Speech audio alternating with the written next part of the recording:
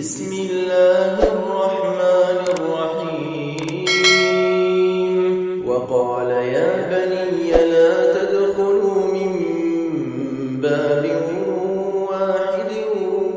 وادخلوا من أبواب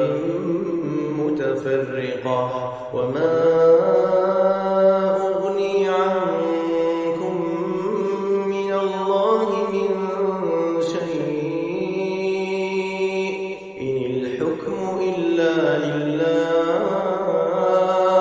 عليه توكلت وعليه فليتوكل المتوكلون ولما دخلوا من حيث أمرهم أبوهم ما كان يغني عنهم من الله من شيء إلا حاجة في نفس يعقوب قضاها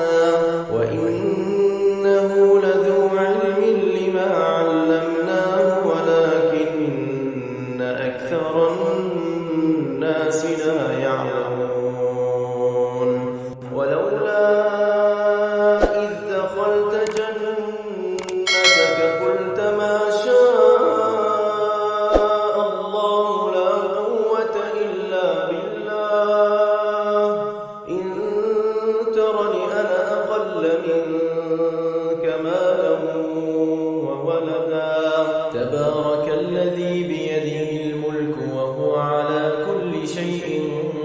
قدير الذي خلق الموت والحياة ليبلوكم أيكم أحسن عملا وهو العزيز الغفور الذي خلق 7 سماوات طباقا ما ترى في خلق الرحمن من تفاوت فارجع البصر هل ترى من فطور ثم ارجع البصر كرتين ينقلب إليك البصر خاسئا وهو حسير وإن يكاد الذين كفروا ليزلقونك بأبصارهم